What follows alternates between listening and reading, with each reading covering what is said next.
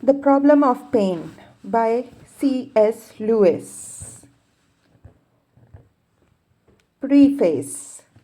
When Mr. Ashley Sampson suggested to me the writing of this book, I asked leave to be allowed to write it anonymously, since if I were to say what I really thought about pain, I should be forced to make statements of such apparent fortitude that they would become ridiculous if anyone knew who made them.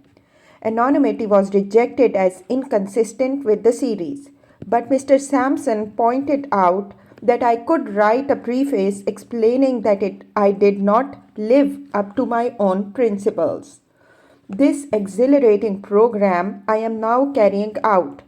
Let me confess at once, in the words of good Walter Hilton, that throughout this book I feel myself so far from true feeling of that I speak, that I cannot else but cry mercy and desire after it as I may.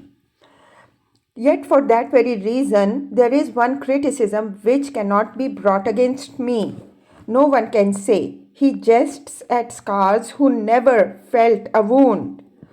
For I have never for one moment been in a state of mind to which even the imagination of serious pain was less than intolerable. If any man is safe from the danger of underestimating this adversary, I am that man. I must add, too, that the only purpose of this book is to solve the intellectual problem raised by suffering.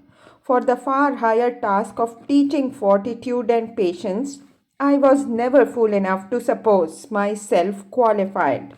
Nor have I anything to offer my readers except my conviction that when pain is to be borne, a little courage helps more than much knowledge, a little human sympathy more than much courage, and the least tincture of the love of God more than all.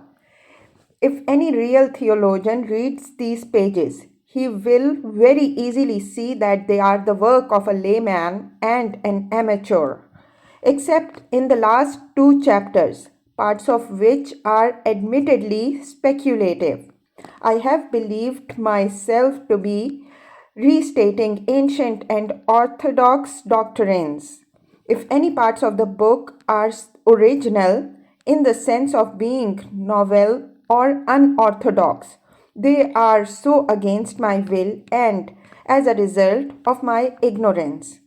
I write, of course, as a layman of the Church of England, but I have tried to assume nothing that is not professed by all baptized and communicating Christians.